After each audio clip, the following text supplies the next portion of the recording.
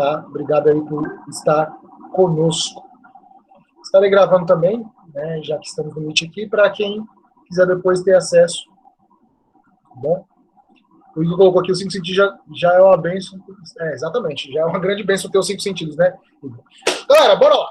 A gente vai começar, então, a proposta da discussão. Começar falando do podcast que eu mandei para vocês, certo? Não sei se todos conseguiram ouvir, né? Mas aí, a partir de quem conseguiu ouvir, quem conseguiu captar algumas coisas, eu gostaria que você trouxesse os pontos podcast Criação e Evolução e Fé Cristã, justamente aí a capa que eu coloquei para vocês, né? Esta capa, Criação, Evolução e Fé Cristã. Fé, Criação e Evolução, aliás. E os caras falaram ali 1 hora e pouquinho, mas eles falaram muita coisa ali. Bem rico. É o time de elite ali da ABC2. O doutor Roberto Covolan e o Guilherme de Carvalho, que não é Olavo de Carvalho, tá? Não confundir. Em nome de Jesus. Não confundir com o Olavo de Carvalho, pelo amor de Deus. É Guilherme de Carvalho, que é um filósofo, ele é o vice-presidente da ABC2, mais o doutor Roberto Covolan, doutor em física nuclear, física de partículas, na verdade, e é o time de elite. Aqui está o Gustavo, por exemplo. O Gustavo foi o cara que me apresentou o Ribotalk, né, que é quem faz esses podcasts e fez agora a parceria com a ABC2. Muito obrigado, viu, Gustavo? Você representou aí, cara. Para mim é o melhor programa que tem de talk show para falar de religião, para falar de discussões teológicas mesmo, né? E agora eles estão trabalhando com essa questão da fé e da ciência. Galera, bora lá. Fiquem à vontade, quem quiser começar falando aí. Eu prefiro que você abra o microfone e fale. O Gustavo falou que tá meio barulho na casa dele. Mas, né, quando você falar, os outros deixam fechado e a gente vai mandando ver aqui na discussão. Vou pegar meu papel aqui. Isso não é uma aula, isso é uma discussão, né? E vou anotar aqui o que vocês falaram e depois eu falo, se der tempo, tá bom? Vou contar aí meia horinha para a gente ter essa primeira discussão. Quem gostaria de começar?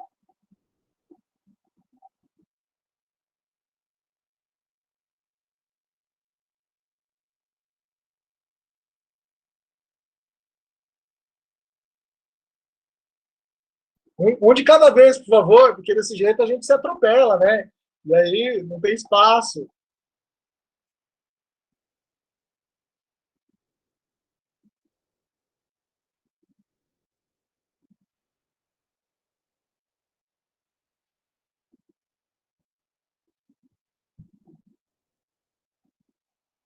São tímidos? Ninguém quer começar falando? Se não começar, me fala. Você sabe que quando eu começo a falar... Acho que a Madalena tá falando, mas o microfone dela tá desligado. Tá falando, Madalena? Não tô vendo, não. Se estiver falando, eu... Não? Então. Tô vendo a mímica só.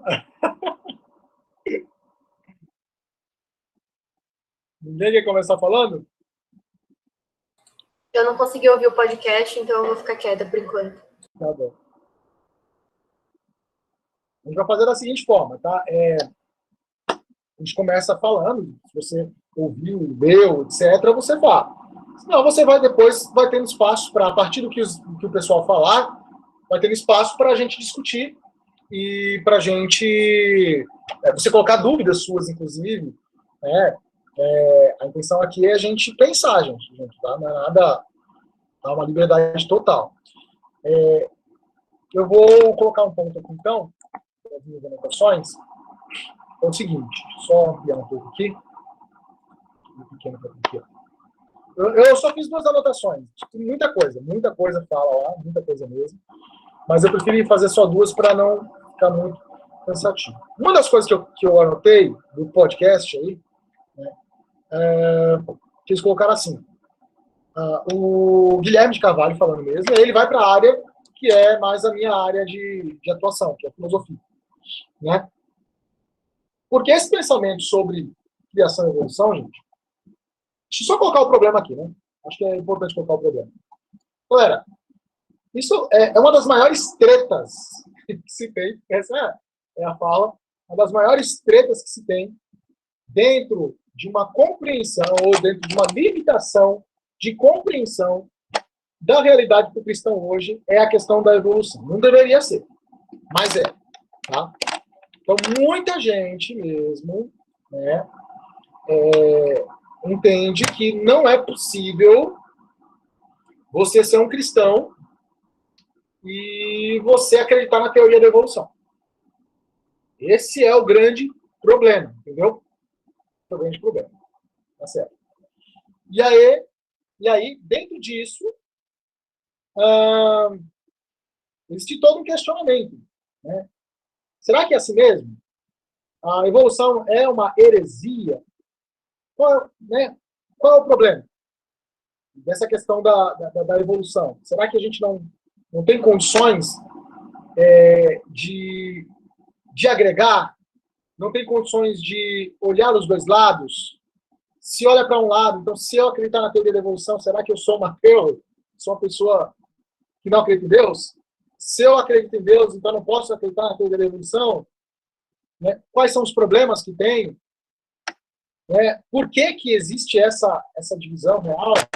Então, tudo isso aí é um tema que vem para nos fazer pensar. E qualquer um que se importe, com a discussão ciência e fé, mais cedo ou mais tarde, vai cair nessa situação. E vai ser interpelado, vai ser questionado, tá bom? Vai ser questionado. Então, dependendo do ciclo que onde você trabalha, ou se você é estudante, cara, você vai ser questionado. Vai chegar um momento que as pessoas vão questionar como é que funciona para você. E aí estamos nós aqui para tentar pensar esse problema. E aí o Guilherme de Carvalho fala lá pelas tantas o seguinte, e aí eu explico, tá? A metafísica universal evolutiva não tem como ser assumida, isto é, a cosmovisão evolucionista. O que ele vai separar aqui o que não dá para aceitar na evolução? A evolução, a teoria da evolução? Não. Inclusive, depois a gente fala um pouquinho sobre isso, mas existem muitos cristãos que são evolucionistas. Muitos. Vou te dar um exemplo só. Alistair McGrath, que é um autor que eu vivo citando, né, que é um dos casos que são os mentores da ABC2, embora nem todo mundo da ABC2 é evolucionista, tá? Nem todos os cristãos que estão na associação são evolucionistas, no sentido, creem na teoria da evolução de forma plena.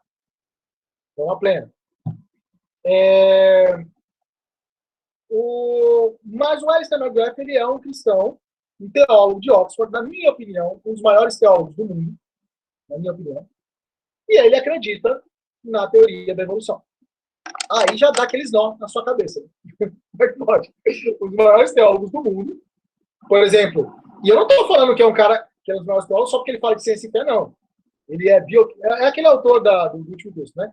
Ele é bioquímico, biofísico, né? Bioquímico molecular, uma coisa assim, e ele acredita na teoria da evolução, e ele é um cristão muito piedoso, é um homem de Deus, é um homem realmente dedicado, ele é da igreja anglicana, ele participa dos cultos, enfim, é um cristão de fato, né? E dedicado, inclusive, dedicado. Teologicamente falando, impecável. Impecável, assim, tem algumas coisas que dá para discordar dele, como todo teólogo, mas digo assim, no geral, não é um herege, não é considerado um herege. É um homem que sabe, que conhece, na minha opinião, o ícone atual de uma área da teologia que a gente chama de história da teologia ou teologia histórica. O que é história da teologia, Carlos? O que é teologia histórica? Teologia histórica é a área da teologia que estuda como a crença foi sendo construída. Por exemplo, o cristão ele tem um conjunto de crenças fundamentais. Quem é Deus? Quem é Jesus? Quem é o Espírito Santo? O que é pecado? O que é salvação? O que é igreja? O que são os anjos, os demônios, o próprio Lúcifer, Satanás? O que são as últimas coisas? Cristo volta, como é que funciona, né? Tudo isso são crenças fundamentais. Só que isso foi extraído da Bíblia. Porém, a Bíblia não tem seções. Crença em Deus. Seção Você vai ler os livros da Bíblia, você não vai achar. Seção crença em Deus. Seção pecado. Seção salvação. Seção igreja. Não, tá tudo misturado, certo? E ao longo dos séculos, separou-se essas crenças principais para que nós pudéssemos organizar o nosso pensamento e finalmente poder responder o que finalmente nós cremos, né? Que essa pergunta é importante. O que eu creio, finalmente? Eu sou cristão, e eu acredito no quê? Então, para saber isso, foram feitos credos menores, por exemplo, o credo apostólico, né? Quem é católico aqui no grupo, ou quem já foi católico, conhece bastante. É o credo, né? Creio em Deus Pai, Todo-Poderoso, Criador do céu e da terra, e em Jesus Cristo, seu único Filho, nosso Senhor, que nasceu da Virgem Maria, padeceu sob Pôncio Pilatos, foi crucificado, morto, sepultado, desceu à mansão dos mortos, ressuscitou, ou ao inferno, né? Ressuscitou ao terceiro dia, subiu aos céus, está sentado à direita de Deus Pai Todo-Poderoso, onde há de julgar os vivos e os mortos, né? Creio no Espírito Santo, na Santa Igreja Católica, na comunhão dos santos, na remissão dos pecados, na ressurreição da carne, na vida eterna. Amém? Os irmãos podem ver aí do outro lado. Né? Tá bom de credo. Agora em latim. Credo in Deo Patri, Onipotentes, Creatore Celi, et Terra, e vai. Em latim eu aprendi com o Papa. Então, assim, gente, o credo, ele não tem erros, tá? Teológicos, diferente do que, talvez, os evangélicos aqui possam achar. Né, oração católica, a gente não faz, tal. O credo, ele é excepcional para você lembrar a base da sua fé. Basicamente, o credo, ele tem o resumo do que nós cristãos, universalmente falando, cremos, certo? Então, não deveria ser algo citado só por católicos. Os protestantes deveriam também ter o credo na cabeça, porque pelo menos ia ter o resumo do que acredita. Que, na minha opinião, um grande problema dos evangélicos, hoje em dia no Brasil, é que não sabem no que acreditam, entendeu? E se tivesse um credo tão simples, tão resumido, na cabeça, já ficaria muito mais fácil, né, de saber do que se trata. Muito bem. E o Alistair McGrath, ele é o cara que ele acredita na evolução, criação evolucionária ou evolução teísta, são dois nomes aí. Beleza? Então, qual é o problema? O Guilherme de Carvalho vai falar que o problema reparem na frase e eu explico. A metafísica. O que é a metafísica? A metafísica é aquilo que não se tem uma prova empírica, observada, aquilo que não dá para você provar cientificamente, certo? Então ele vai falar assim, ó, metafísica universal evolutiva não tem como ser assumida. Então ele vai falar que o problema não é a teoria da evolução, a gente tem que separar duas coisas. Teoria da evolução, que vamos ter aspectos da evolução desde Protágoras, que foi um pré-socrático grego, falava já de formas elementares evoluindo. Né? Então, um filósofo grego, antes do Sócrates, já falava lá de formas, ali no período do Sócrates, já falava de formas evolutivas. Então, a evolução não foi o Darwin que inventou a evolução, não. O Darwin simplesmente fez uma teoria, certo? Com mais evidências. Né? Uma teoria que, por passar 5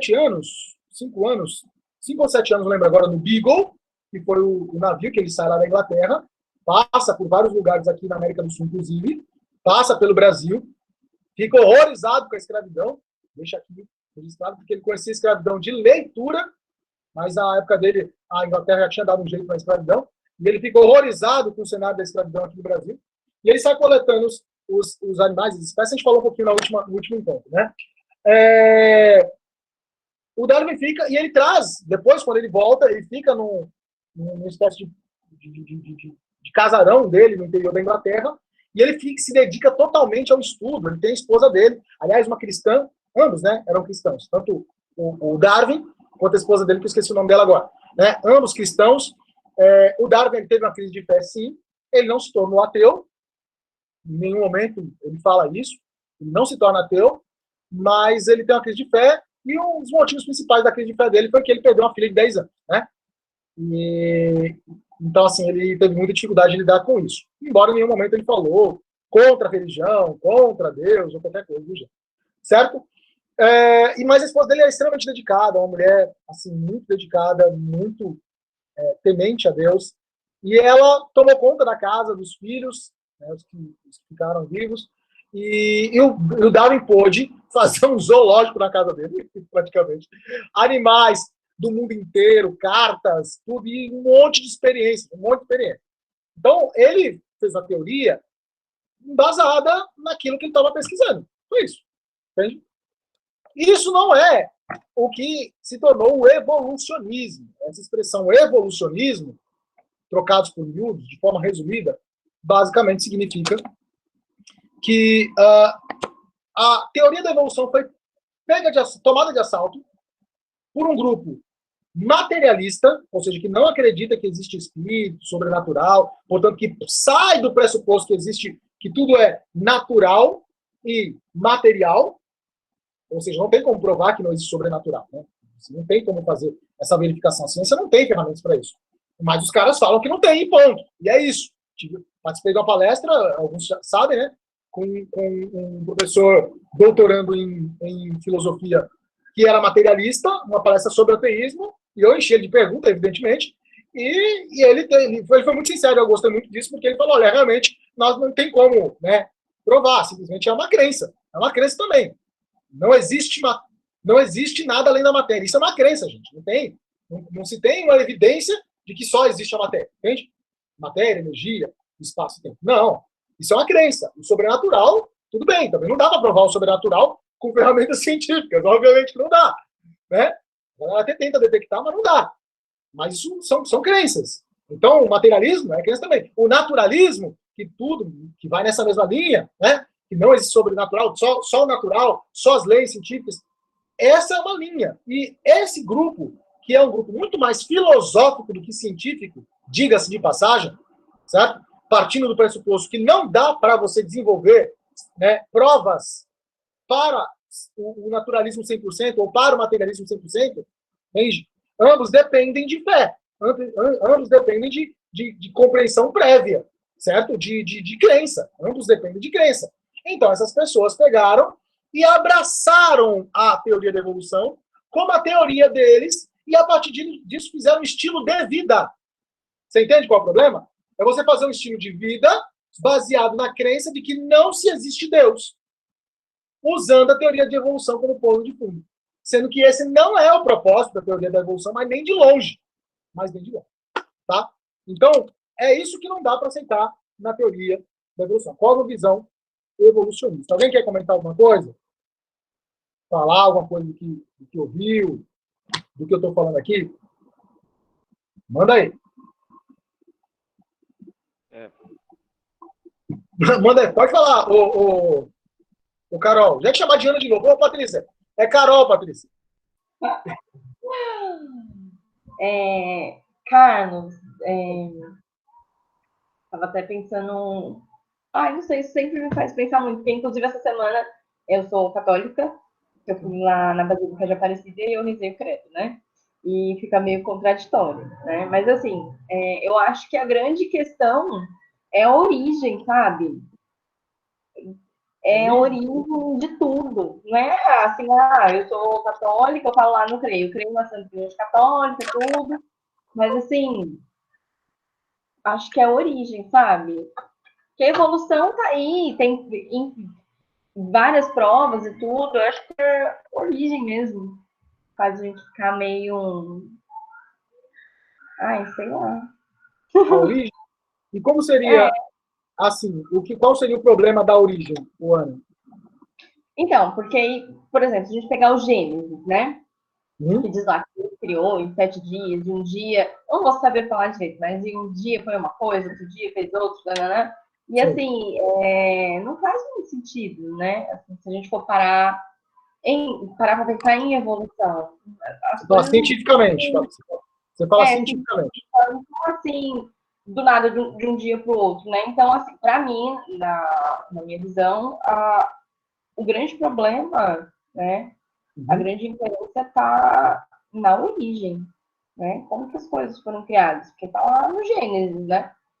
E pela evolução não é bem por aí. Sim. E assim, na verdade, você está falando do Gênesis, o livro mesmo, né? e nem tanto a origem, a origem, a origem. Porque a origem, a origem, a origem, por exemplo, a evolução, ela não tem nada a dizer. Nem evolução química, nem evolução cósmica, nem evolução biológica, ainda, né? Ainda, porque a evolução trabalha a partir do momento que já se tem alguma coisa, certo? E aí ela vai trabalhando com o processo evolutivo. Essa é a palavra, não tem outra. A origem, a origem, a origem, a origem, cientificamente falando, e aí é que está a questão.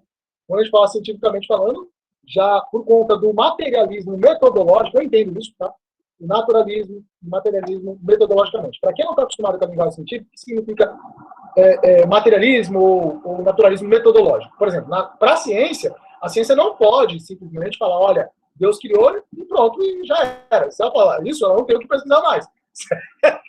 Deus criou, fico satisfeito, e já era, que é a nossa, né? Então, o que a ciência precisa fazer? Olha, tudo bem, Deus até pode ter criado, tá, mas ela não questiona isso, ela não entra nesse ponto, né? E ela age como se não fosse Deus que tivesse criado, né? Como se realmente na origem não tivesse Deus, né? Então, como ela parte do pressuposto de que na origem não se tivesse Deus, não dizendo que tem ou dizendo que não tem, ela simplesmente é neutra, mas ela parte dessa análise, entende? Então, ela busca a evidência, por exemplo, da origem. Não sabemos, cientificamente falando, não sabemos. E é claro que religiosamente nós sabemos pela fé, certo? Nós sabemos pela fé, pelos livros sagrados, etc. Não é uma coisa que cientificamente nós temos condições ainda, as ferramentas que temos, e eu falei aqui, né, é importante você falar isso da origem, o Carol, porque teoria da evolução, gente. A gente fala muito, a gente começou falando de Darwin, inclusive, né? Mas isso é a teoria da evolução das espécies. Isso aí é a teoria da evolução biológica da vida, certo? Dos animais. Depois o Darwin escreve um outro livro que é sobre o homem, certo? Depois no final da vida dele. Que aí vai falar sobre a evolução a partir do ser humano. Só que, antes de ter a evolução da vida, pensando na perspectiva evolucionária, pensando na perspectiva da evolução, né, da teoria da evolução, teve evolução cósmica antes, certo? Então você tem a evolução cósmica, que aí você tem a astronomia, tentando, a física, portanto, né, tentando descobrir como é que foi, e você tem a evolução química, que aí a Carol está mais afeita, certo? Que vai ali, a partir do primeiro momento, né, de expansão, que a gente chama de inflacionário, a partir do Big Bang, estamos pensando, é a melhor explicação até agora, tá, senhores? Científica. A partir do Big Bang, aquela sopa plasmática minúscula, ela vai se quebrando, né, toda a questão ali.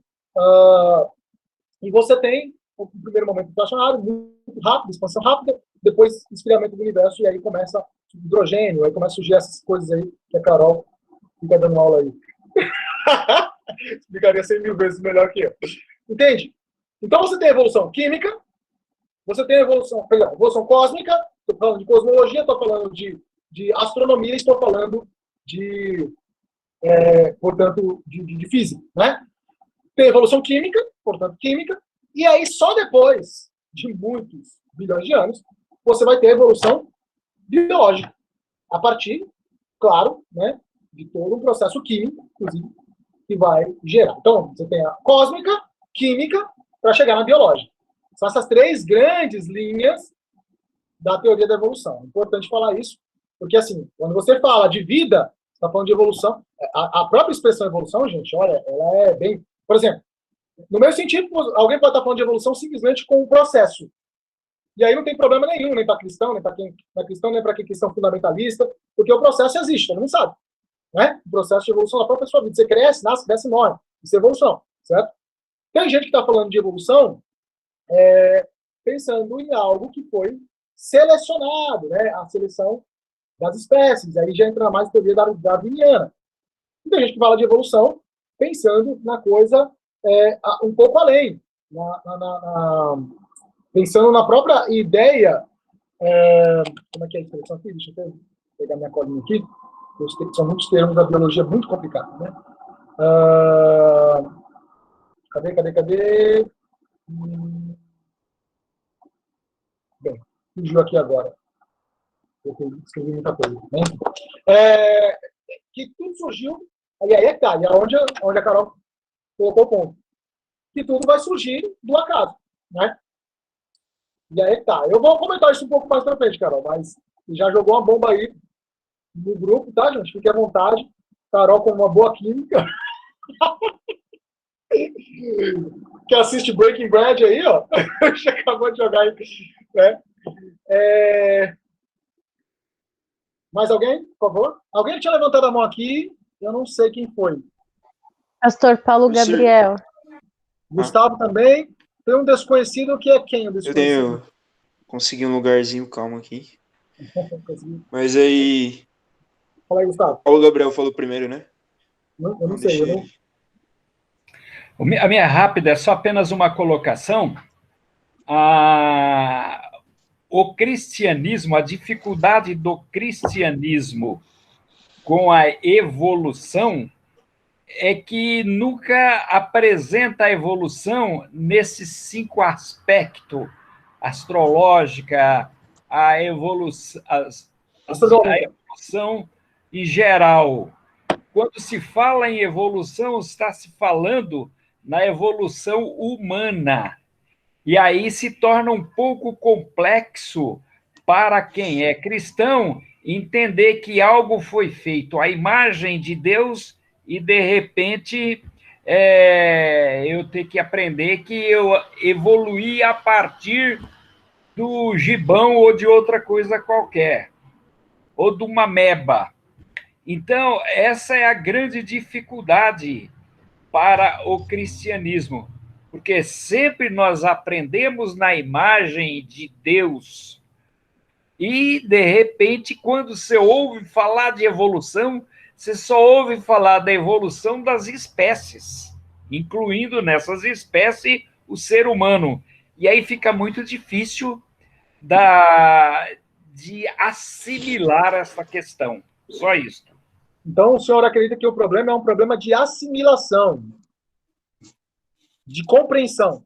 O problema é o problema de exposição. Ninguém fala de evolução daquela planta que era de um sistema e a planta se tornou outra planta, do cachorro que era o Akita e depois se tornou num pinte. Ninguém se fala em evolução sobre isso. Quando se ouve a grande discussão de evolução, se fala do ser humano. E é isso que é dificuldade para que o povo evangélico ou cristão assimilar essa questão. Obrigado. Obrigado, Paulo Gabriel. Tem um problema de assimilação aí, né? Assim, gente, na verdade, eu acho que já começa com um problema deficitário na escola, né? Parece...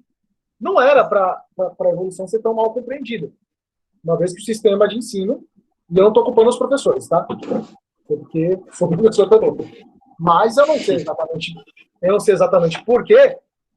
Porque assim, eu conheço bem, professores excepcionais, tanto na pública quanto na particular. De biologia.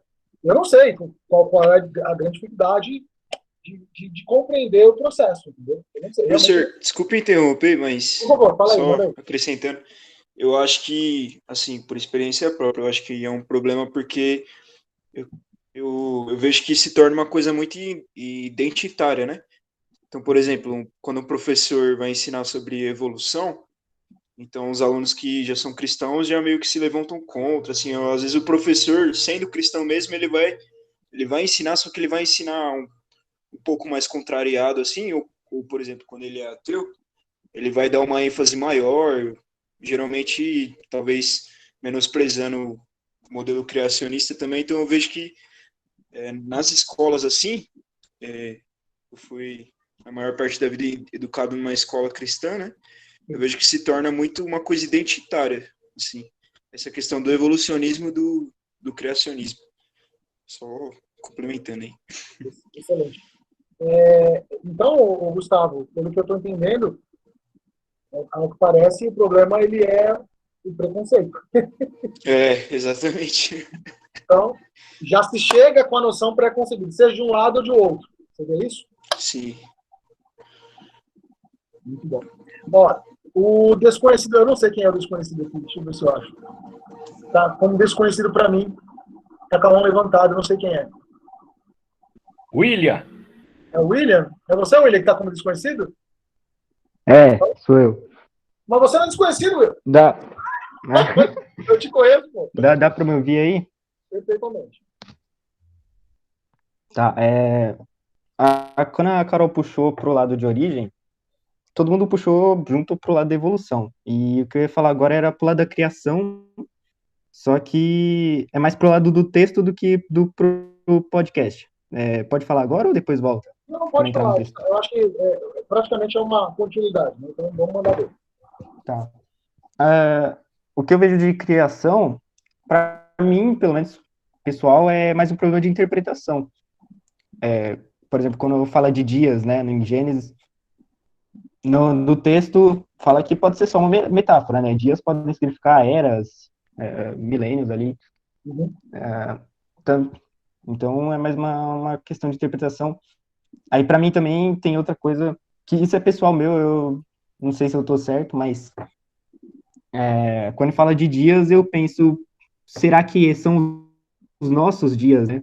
Porque em nenhum momento em Gênesis, pelo que eu me lembro, fala que são os dias humanos, né? É Deus que está criando. Aí eu fico me perguntando se não são como se fosse o dia de Deus.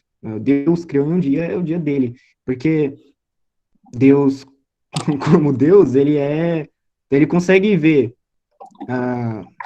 espaço e tempo como finitos, diferente de nós. E isso, para mim, indica que ele é um observador externo, né? Que ele está fora do nosso espaço-tempo, ele está fora do nosso plano, fora da nossa esfera. Aí o que eu fico me perguntando, né, nessa área é se isso realmente, quando a gente fala de criação, ou qualquer outro detalhe, se é a partir da nossa perspectiva ou da perspectiva de Deus ali. Porque, por exemplo, assim, quando a gente fala do nosso dia, né? O nosso dia tem 24 horas porque é convencional ter 24 horas para a Terra no sistema solar. Mas a questão é, por que a gente que está sendo criado conta no nosso tempo, né? A gente ainda está sendo criado, está sendo contado no nosso tempo. Aí eu fico me perguntando, será que dias são, em Gênesis, é uma questão, é uma metáfora, né?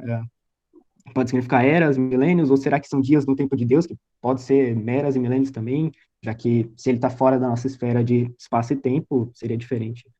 Eu fico com esse negócio na cabeça, se não seria só um equívoco de interpretação na questão de origem, né, na parte da criação.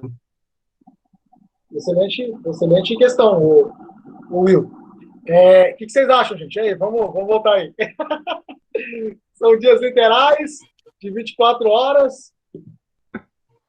Para falar bem, eu nem tinha pensado nisso, assim. Levava um dia. Não tinha para pensar um dia, sei lá, 1000 anos, 10 anos, não sei. Não tinha parar para pensar nisso, mas faz todo sentido, né? Porque a gente costuma pensar um dia, 2 dias, não, que a gente está... Entendeu, né? Sim. Eu já acho que são dias mesmo, literais, assim, de 6 dias. Só que aí entra aquela coisa da Terra jovem, né? Aí eu fico... Exatamente. Assunto ainda, mas já que você conhece, né? Eu nem tenho esse assunto aí, né? Mas, enfim, você tem total liberdade, Gustavo, para ser um criacionista na Terra jovem. Assim, eu não tenho eu não tenho uma perspectiva assim, concreta, né? Mas é que eu sempre fico bugado. Eu falo, mano, não sei, a Terra não tem 6.000 anos, eu não sei. O legal é que se a Terra tiver 6.000 anos, Jericó tem 7.000, segundo a paleontologia. Jericó é mais antigo do que a Terra. É uma criação pré-adâmica. Eu entendo que esses dias são eras. Porque tempo é coisa humana, é do homem. Amanhã eu vou estar um dia mais velho, é coisa do humano. Mas quando a palavra de Deus diz que o Cordeiro foi morto antes da fundação do mundo, você percebe que aquele acontecimento da crucificação de Jesus é algo que para Deus é como se tivesse acontecido no princípio de todas as coisas.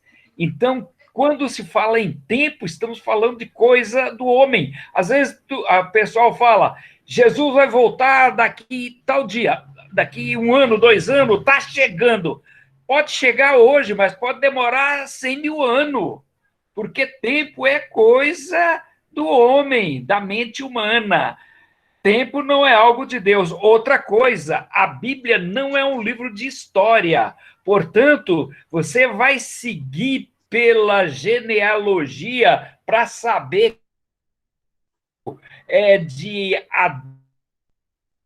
é besteira. Dilúvio, eu acredito. Tá travando. Eita, tá cortando. Não, demorou muitos mil anos. Até as pesquisas. Paulo Gabriel, tá travando. 300 anos. Tá travando, viu, Paulo Gabriel? Você não adianta pegar história indo pela Bíblia, porque não é um livro de história, apesar de conter história. Tá travando. Tá travando. Tá me ouvindo? Professor, o senhor ia falar? Tá me ouvindo? Estou ouvindo, agora estou. Estava travando. Entendemos Você a falou, essência. a gente entendeu a essência ali de raciocínio, mas infelizmente algumas informações importantes aí ficaram pelo caminho. Mas essa coisa de genealogia também me buga também, porque se for seguir a genealogia... Não, 6 mil anos é justamente por seguir a genealogia. Você pega a genealogia, a partir de 2 mil anos de Cristo, até... 2 mil anos atrás, você vai dar 4 mil e pouco, entendeu? Aí você soma mais os 2 mil anos, dá 6 mil anos de idade, né? E isso vai E aí, no século XIX, uma ciência chamada geologia foi desenvolvida através de pesquisas científicas, ou seja, empiricamente, e mesmo aquela geologia que se enquadra bastante, que tem que se enquadrar bastante nas questões da Bíblia, ainda assim ela não encaixa, não tem como encaixar. Se você acreditar que a Terra tem 6 mil anos, você abandona todo o sistema geológico. Professor. Como é que você vai, por exemplo, desenvolver, como é que você vai fazer prédios, pontes, diques, aquedutos e todo o resto túneis, sem confiar na geologia? Aí você confia na geologia, só que nessa parte, mas quando você vai ver o que ela tem para dizer, você ignora ela porque você faz uma leitura diferente do Gênesis. Parece complicado, né? Alguém ia falar? Quem? O Paulo Gabriel mesmo. Não, pode falar.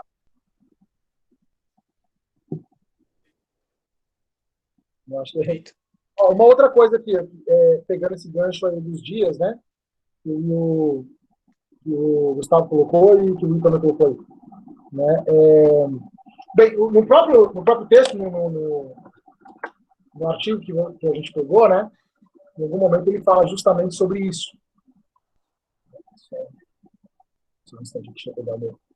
Então, em alguns momentos, tem uma parte que ele vai parece falar... ter a interpretação mais óbvia também, né? Tipo, você lendo, sei lá, você nunca leu a Bíblia, aí você pega e começa a ler lá. Então, A interpretação que parece mais óbvia é essa, né? Que são dias mesmo. Você está lendo em português. Você está lendo em português, né? Em português está dia, cara. Você está lendo em português. Em português está dia 24 horas. Você parte, vocês falaram muito bem, né? Sim. Você parte de uma perspectiva humana, então, né? É isso. Mas aí o Josué falou que o sol parou, cara. Entende? A gente sabe que Deus pode ter parado o sol, obviamente. A gente sabe que Deus pode ter parado o sol. Mas não faria sentido nenhum Deus parar o sol, sendo que poderia simplesmente parar a Terra. Se ele para o sol, ele para o sistema solar inteiro. E ele para o sistema solar inteiro no espaço, entende? E assim, a Terra gira 1.700 km por hora, em torno do próprio eixo, 27 mil quilômetros, parece, né? Em torno do Sol, e o Sol, com o sistema solar, numa velocidade muito maior, ao redor, né, do centro aí da nossa galáxia. Eu creio que foi um relato bem exagerado, assim. Quando você estuda ciências da religião, uma das minhas formações, você aprende que na religião existe uma perspectiva chamada, isso é uma análise científica, tá? Que é a fenomenologia. O que é a fenomenologia? É que nas religiões, muitas vezes se explica as coisas e se acredita nas coisas a partir do fenômeno. O que é o fenômeno? É o que te é aparente. Portanto, soltei a caneta caiu. Isso é o fenômeno. É o que eu estou vendo. Então, a minha descrição é, o Carlos soltou a caneta caiu. É o fenômeno. Entende? Se eu solto a caneta e ela sai voando, eu escrevo, o Carlos soltou a caneta, que normalmente cai, mas ela sai voando. Isso é o fenômeno. O que fez isso? O que a gente não, né, teria que fazer uma análise aí para ver. Você lembra dessa aula aí, ô Igor? Eu perturbei o pessoal com as aulas de filosofia com caneta voando, entendeu? Aí o Igor lembrou agora. Então, assim, isso é uma perspectiva que, né, é fenomenológica. Então, por exemplo, quem está na Terra, olha o Sol, quem é que está girando? O Sol ou a Terra? Né? Quem gira em torno de quem? O Sol gira em torno da Terra. Em Então, relação àquele observador. Isso é um fenômeno, isso não é um erro, né? Isso não é um crime, isso não é burrice. Na verdade, Depende do ponto de vista. Naquele momento histórico que foi escrito, o inteligente é você falar que o Sol gira em torno da Terra, entende? Não tem problema nenhum com isso. Só que aí, quando você vai fazer a análise científica, hoje nós temos ferramentas que nos mostram que não. Na verdade, é a Terra que gira em torno do Sol. Então, muito provavelmente, o que Deus parou ali em Josué, lá no Vale de Aijalon, né? O que Deus parou foi a Terra. Deus pode ter parado a Terra, a rotação da Terra por algumas horas. Isso pode ter acontecido sobrenaturalmente, obviamente. Né? Sobrenaturalmente. Mas isso não poderia, né? O contrário, Deus poderia fazer tudo, mas não tem necessidade de fazer o negócio dele. Né? Então, você tem aí algumas coisas que vão explicar, mas o fenômeno é o que é aparente. E eu acho que o caso de Gêmeos é muito isso. Pegando aí a fala da Carol, do Gustavo e do Will, que foram mais ou menos, né, na mesma direção. Por exemplo, vocês sabem, no relato da criação, alguém lembra? Quando o Sol foi criado? Qual dia? Alguém lembra? Quarto dia. Quarto dia. Meu querido, me responde como é que pode ter sido dia de 24 horas, então, o primeiro dia, o segundo dia e o terceiro dia, se o Sol não existia. Sobrenaturalmente. Então, alguém me explique, pelo amor de Deus, qual é a lógica de dia de 24 horas quando não se tinha 24 horas, porque não se tinha dia, não se tinha noite no sentido como nós pensamos hoje. Entende? Hoje o professor é o senhor que tem que explicar para nós. Eu sou professor, não, está discutindo aqui. Eu não sou biólogo, não sou químico, não sou físico. A Carol, que é a nossa querida química aí, jogou foi uma bomba no nosso meio. Mas você sabe que o mais complexo é o retroagir do relógio de Acás. Sim. Lá não parou, lá voltou. Voltou, exatamente. Mas aí o conceito seria, né? Essa volta, né, na verdade, é que a Terra não para de girar. Seria essa ideia, bem dito, o Paulo Gabriel. Se a Terra não parar de girar, seria um problema muito sério. Então, ele volta e aí ele passa e continua a girar. Seria mais ou menos isso mesmo. Tá, mas, de qualquer forma, é algo que é fora do comum, porém, muito mais provável que a Terra, não o Sol. Né? De fato parado. E outra coisa, e aí essa questão dos dias é a expressão, né? Não é bara da criação, né? Não é bara, que é feito mesmo, surgiu, né? E a outra expressão que me faltou aqui agora, está aqui no texto, mesmo se vocês identificarem, vocês falem aí, que deixa eu ver se eu acho aqui, as duas expressões que ele vai colocar. A bara, mas bara não é nem a expressão que é mais usada, gente, lá no Gênesis. É a outra expressão que é mais usada, que eu preciso encontrar aqui agora, porque meu hebraico, eu te falar, viu? Grego ainda dá para chutar, mais ou menos, mas hebraico eu preciso estudar bastante. Deixa eu ver aqui. Meu Deus, aqui, ó. O Deus bíblico é aquele que supervisiona, isso aqui já é o texto, tá? supervisiona a mudança e não aquele que preserva a estagnação. E mais, algo que não aparece nas traduções é que o texto original usa duas palavras diferentes para criar ou fazer. Então, tá tudo criar lá pra gente. Aparece em português como criar, certo? Só que aí, quando você vai para o original, uma expressão é bara, que significa, que implica uma obra. Deixa eu ver se eu consigo achar aqui. Para ficar mais fácil para acompanhar. Só um instante. Cadê? Agenda. Ó. Vou aparecer para vocês aí. Certo? Beleza? Ó. Tá aqui, ó. O Deus bíblico é aquele que supervisiona a mudança, né? E não aquele que preserva a estagnação. E mais, algo que não aparece nas traduções é que o texto original usa duas palavras diferentes para criar.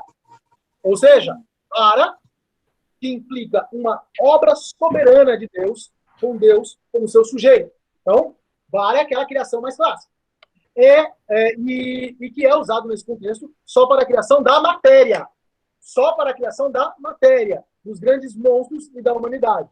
Só nesses três sentidos. Enquanto a palavra mais comum, azar, e é uma palavra mais geral, com o sentido de dar forma. A palavra criação mais usada é a palavra para dar forma. É usada em todas as outras ocasiões no relato da criação. E são inúmeras. Ou seja, o sentido mais claro de criação é Deus fazendo o quê? É Deus trazendo a ideia de forma. É a forma. É Deus formando. Agora, e não a criação, pum, dá, foi lá e fez, toda hora, foi lá e fez, mais um dia, fez. Entendeu?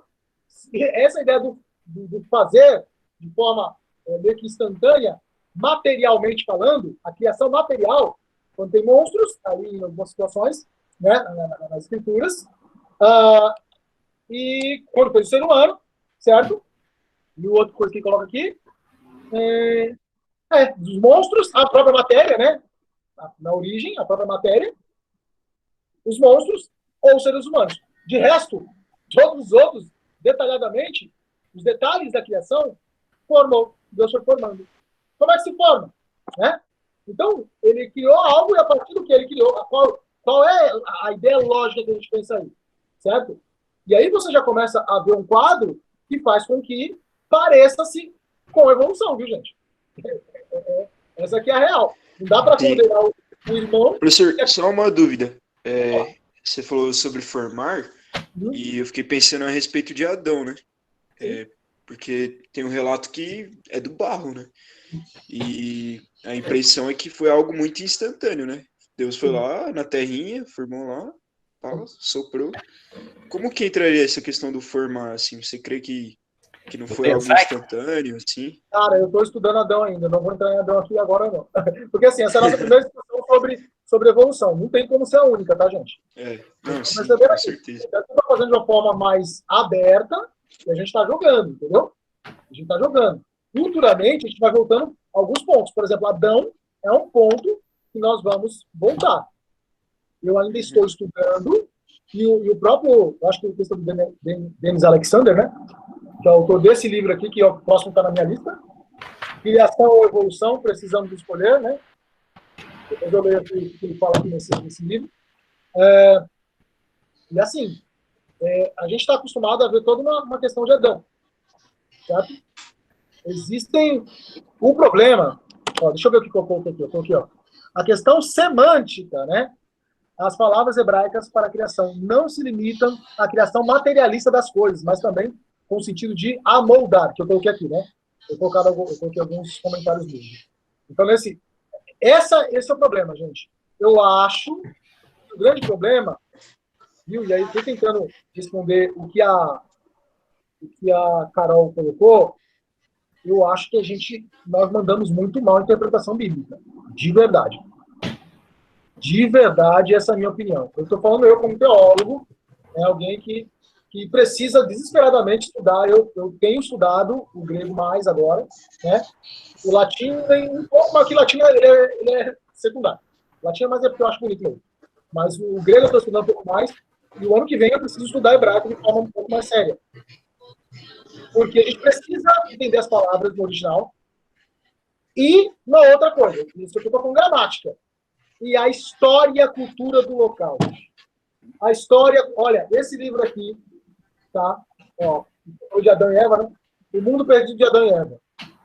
Esse autor aqui, o John Welton, ele é um dos maiores estudiosos de Antigo Testamento, de literatura do Oriente Próximo. Até eu acho que em algum momento aí no texto eu comento o que ele fala. Esse cara, ele vai falando um negócio. Meu, eu nunca tinha estudado hermenêutica dessa forma.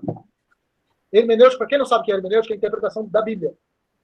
A Bíblia, diferente do que parece, não é um livro que eu... Quando eu pego para abrir uma coisa, a aplicação que Deus fala comigo. Você abre, onde você abrir, Deus fala com você, porque Deus ele não se limita à razão humana. Deus está além. É o fenômeno, é a leitura fenomenológica. É a minha situação, é o que eu estou passando agora, e aí eu abro a Bíblia, alguém prega e fala comigo e acabou. Outra coisa é uma análise interpretativa que eu vou colocar como fato, como verdade. Eu vou tentar me aproximar da verdade. Quando eu vou fazer isso, eu preciso olhar para a gramática, o que é que o original fala, porque em português a Bíblia tem contradições, a Bíblia não tem contradições, a Bíblia tem traduções complicadas. Quando você traduz um texto de línguas mortas, como o grego koiné, né? É um grego que não se fala mais, porque o grego que se fala na Grécia hoje não é o grego koiné, não é o grego antigo, é o grego atual. Não é a mesma coisa. Quando você vai para o hebraico, que é uma língua morta, que se fala lá só na liturgia em Israel ou em sinagoga, judeu. Né? Quando você vai para o aramaico, que não é o mesmo aramaico que se fala hoje naquelas regiões. Em alguns lugares ainda se fala parecido, mas a maioria não é. Você vai para essas línguas mortas, você traduz para uma língua como o português, a língua portuguesa, tem textos, gente, que são incompreensíveis. Entendeu? Tem textos que não se tem uma tradução legal. Você tem que ir e tentar procurar entender o que o original fala. Então eu tenho que saber hebraico? Não, você não tem que saber hebraico. Eu não sei grego, por exemplo. Eu falo que eu estudo, eu não sei. Mas eu consigo ver que eu consigo ir atrás de quem sabe. É isso que eu quero dizer, entendeu? Você tem que ir atrás de quem sabe. É isso, entendeu, Gustavo? Essa é a questão. Então, assim, eu não vou entrar agora de forma muito detalhada na Adão e Eva. Tem até uns trechos aí no texto que ele fala. Mas, olha, será que a forma que Deus criou foi tão literal assim, entendeu? Sim. Essa é a questão. Irmãos, aqui para nós. Então isso quer dizer que a evolução é... Não é isso. Né? Não é isso. Estou falando que não é uma heresia, que não é uma falta de temor a Deus, que não é um abandonar a fé, acreditar na teoria da evolução. Você pode ser um cristão. Até pouco tempo atrás, até uns anos atrás, eu era um ferrenho crítico e eu lutava contra a teoria da evolução.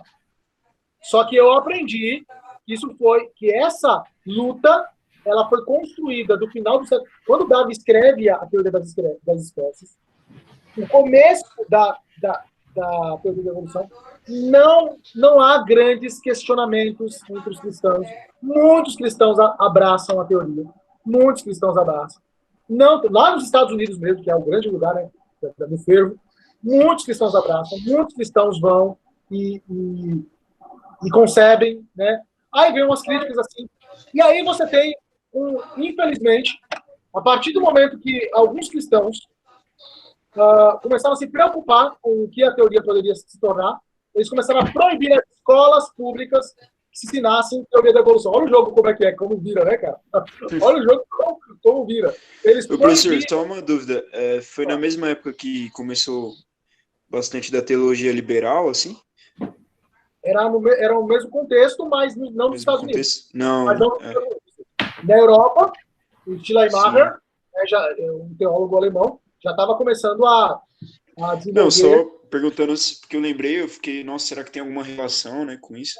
É assim, quem não sabe o que é teologia liberal é aquela teologia que não acredita que a Bíblia é a palavra de Deus, que não acredita em milagre, né, que Jesus ele não era Deus, ele é só homem. Isso é teologia liberal, entendeu? Ela tem os seus ganhos, né, tudo mais, mas ela traz muito problema também. Mas no caso dos Estados Unidos, ele ainda não tinha sido abraçado, tá? Ainda não tinha sido abraçado.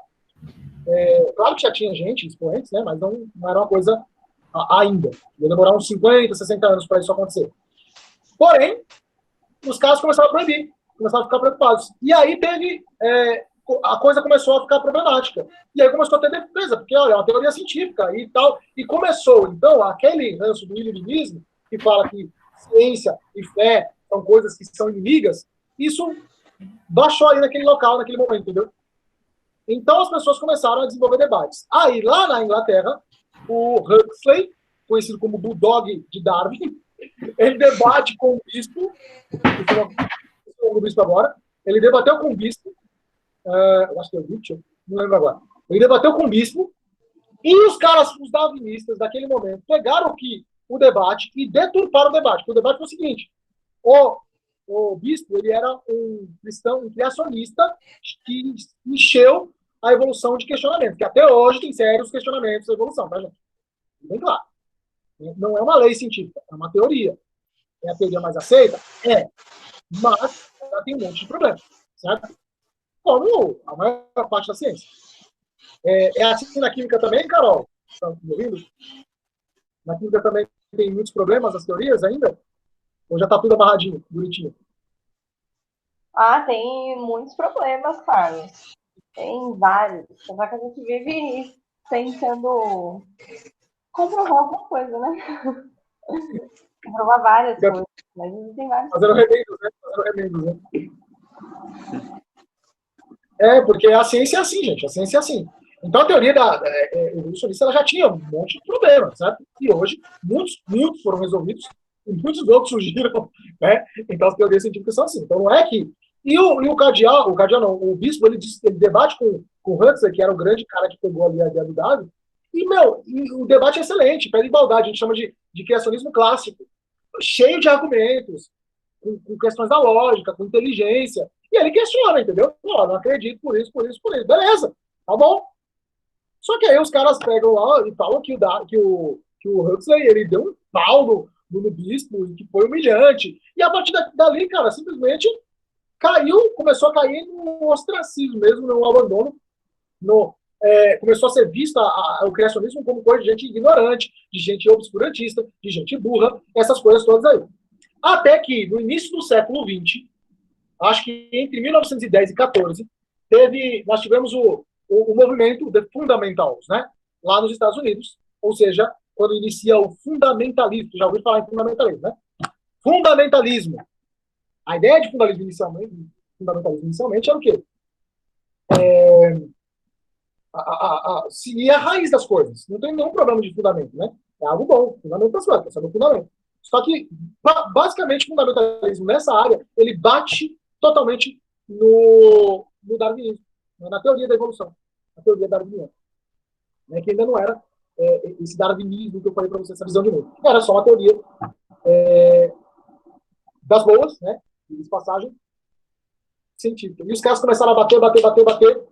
Enfim, acabou que muitos cristãos até hoje, essa visão foi aqui no Brasil, por exemplo, nós bebemos muita teologia norte-americana, e essa visão chegou até a gente. Então, sem saber muito bem por quê, as pessoas falam, não, evolução não dá. Mas por que não dá? Quando se questiona por que não dá, não sei. Não dá porque não é coisa de crente. Crente acredita na criação. E aí é que tá. Os cristãos evolucionistas são criacionistas, gente. Um cristão evolucionista, ele é criacionista. Ele acredita apenas que o processo foi feito, que Deus fez o processo. Essa é a hora que a mente explode. Pois é. A questão é, enquanto um cristão fundamentalista, ele fala, foram 7 dias literais, entende? E qual é o problema? Se eu sei que 7 dias literais, 24 horas, já falei, né, para você que até 4 dias não tinha sol. Então, não sei já começa por aí, não sei o que eu quero dizer quando eu digo isso. São 7 dias de 24 horas, ou seja, o giro da Terra em torno dela mesma e, portanto, o Sol demarcando dia e noite, certo? Só que não tem Sol. Beleza. Aí você falou sobrenaturalmente. Cara, então... Carlos, é porque Deus, ele é a própria luz. E ele fez o Sol para iluminar a Terra. Então, não precisava do Sol para iluminar as outras coisas, porque Deus era a própria luz. Aí ele fez o Sol em especial para nós. Não, muito bonitinho. Muito fofo. Muito Mas, bonito. entendeu? Nova Jerusalém, a glória de Deus iluminando. Depois que, e Isso assim, aí, Gustavo. Gustavo pegou. Aí, ó. Nova Jerusalém, porque no não vai terceiro ter dia, som. tinha que ter luz, né? Deus era luz, com certeza, porque no terceiro dia que tinha planta, gente. As plantas vão criar no terceiro dia, sem sol. Aí me explica a fotossíntese, como é que faz, né? Enfim, então, Não, com certeza, com certeza. então, assim, não é, gente, claramente não é uma questão científica, né? Claramente não há um interesse nenhum de Moisés escrever a coisa como ciência livre, né? Claramente. Então, é muito complicado você defender dias de 24 horas sem o sol, porque a gente precisa do sol para ter a demarcação. E aí eu gostei da resposta do Gustavo, né? Não, mas aí foi sobrenatural, mas sim, mas para sobrenatural não 24 horas. Deus poderia ter feito que nem o Thanos, tá ligado? Ó, não está lá. Se o Thanos fez um estalo de dedo, Deus poderia simplesmente ter piscado. Deus poderia simplesmente ter desejado. E tudo instantaneamente sendo feito. Então, se ele fez em dias, né? E a palavra dias ali, ela também tem uma problemática aí, né? Não necessariamente. A gente, assim, Gustavo falou bem, Deus está fora do tempo, gente. Não, Deus contou dias de 24 horas, sendo que ele não estava sujeito a dias de 24 horas. Né? Ele não estava fora, ele não sofre os efeitos do tempo, o tempo não existe para ele. Ele consegue observar toda a história. Então é muito.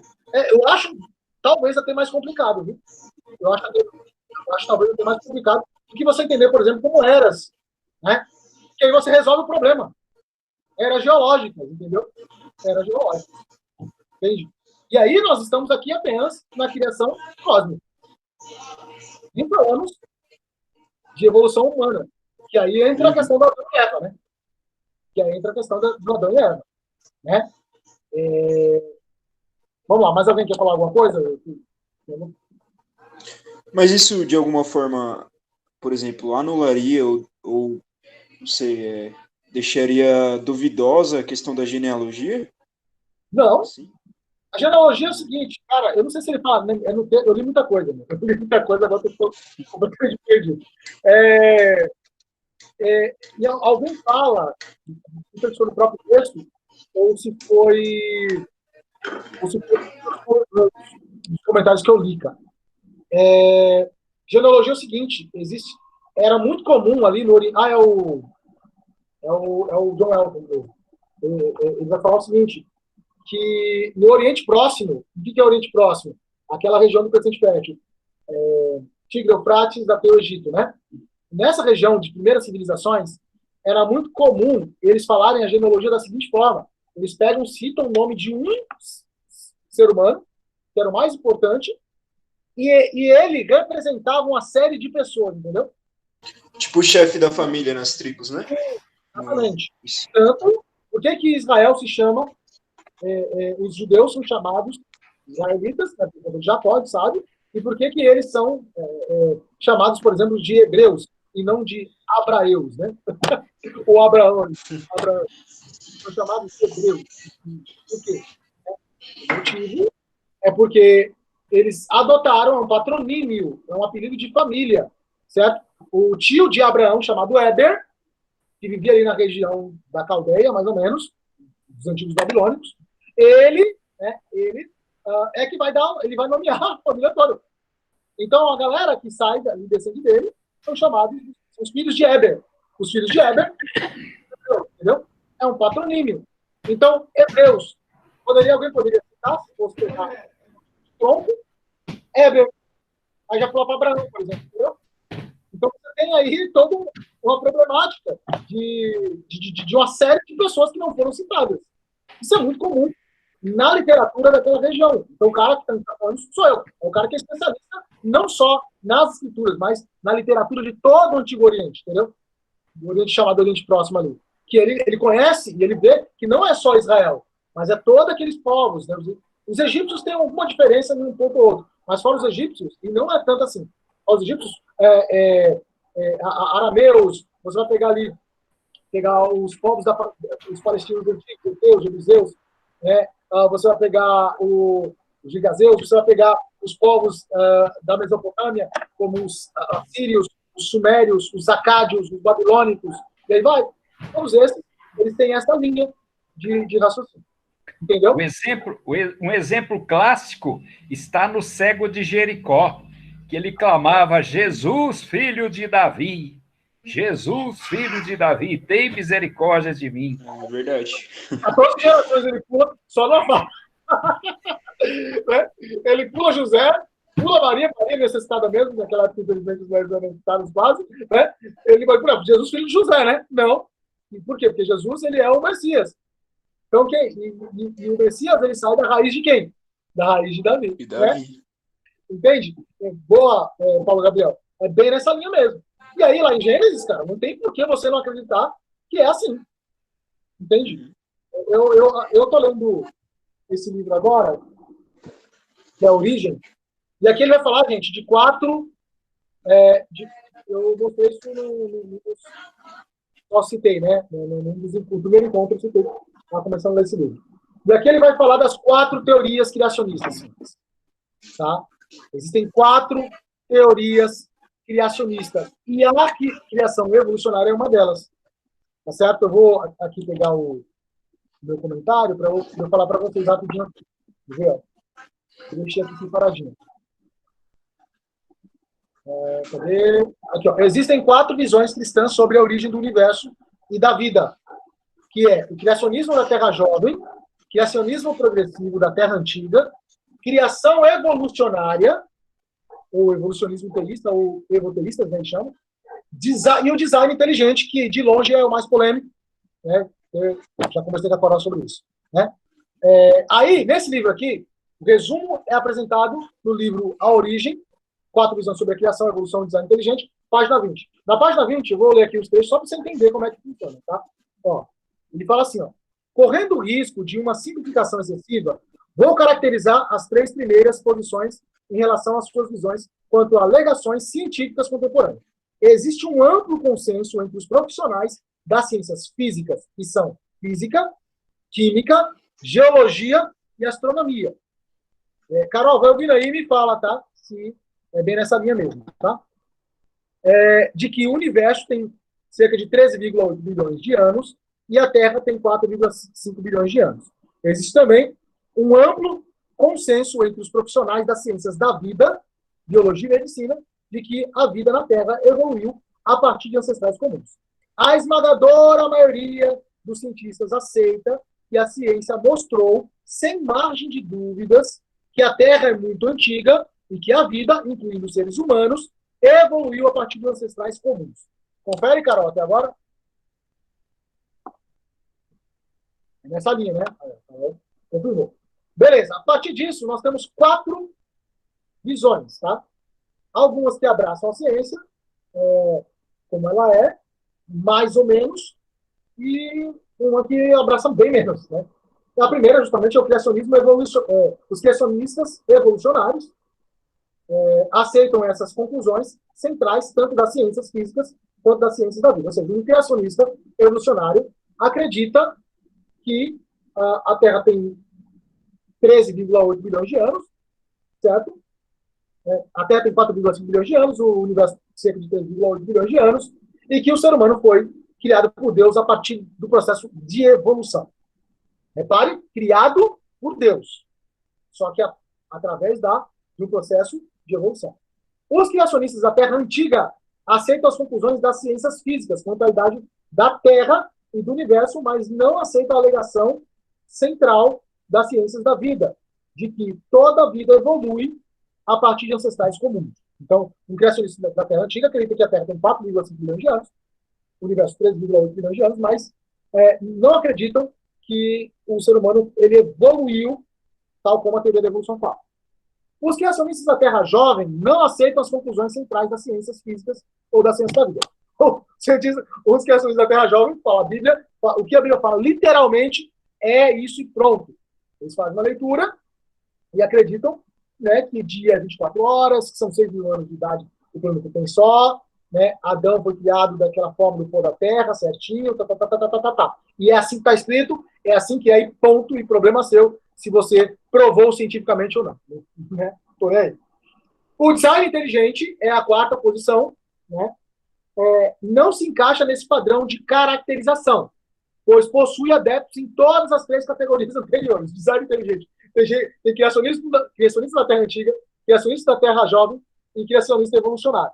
Como alternativa, essa teoria pode ser melhor descrita por sua alegação central de que evidências científicas podem ser usadas para demonstrar a agência de um designer, né, que é identificado pelos cristãos como o Deus da Bíblia. O design inteligente basicamente fala, olha, a ciência aponta para Deus sim, senhor, e ponto. Você gosta ou não. Você acredita em que você quiser. Mas se você acreditar na ciência, a ciência vai te levar até Deus. Já acabou. Entende? Gostei dessa, hein? Curti essa, hein? Então, esse de longe é o mais problemático e tem causado muitos problemas. Por quê? Porque o pessoal do design inteligente, diferente dos evolucionistas, o pessoal os dois mais belicosos, os dois mais que partem para confusão assim, para discussão com a ciência mesmo, é o pessoal, o criacionismo da Terra Jovem, que vão discutir para tentar negar mesmo, né, muitas vezes, os aspectos científicos. Só que aí eles vão negar usando a Bíblia só. E aí fica muito difícil o diálogo, né? Porque aí você entra no campo da ciência para dialogar usando a Bíblia, como a Bíblia sendo autoridade científica. E não é o propósito da Bíblia. Eu, pelo menos, acredito assim. Né? E aí os criacionistas do design inteligente. Porque eles podem ser até evolucionistas, inclusive. Só que eles vão falar, sim, que aponta para Deus. E os caras usam os argumentos. E aí, conversando com a Carol, né, na química mesmo, tem caras que são os tubarões da química aqui no Brasil, que é o Eberlin, né? E o cara é muito bom, meu. Só que o cara fala, e assim, a ciência não quer, essa é real, ela não quer uma teoria que aponte para a religião. Porque o iluminismo tirou, né, a religião como proprietária da ciência, né? O iluminismo tirou. E a ciência quase ninguém quer. Que de repente, qual é o problema? De repente, da ciência ser reconhecida como uma ferramenta que aponta para Deus e pronto, né? Metade dos cientistas são ateus. E aí? Eles têm que se converter, né? Esse é um problema sério. Sério? Como é que o cara vai poder ser ateu em paz nunca mais na vida dele? Se a ciência de fato aponta para Deus, né? E aqui a gente não está falando, gente, de utilizar e falar, olha, evidências que mostram, e a gente... Não, os caras falam, é como prova mesmo, entendeu? Prova que o design, ele é real.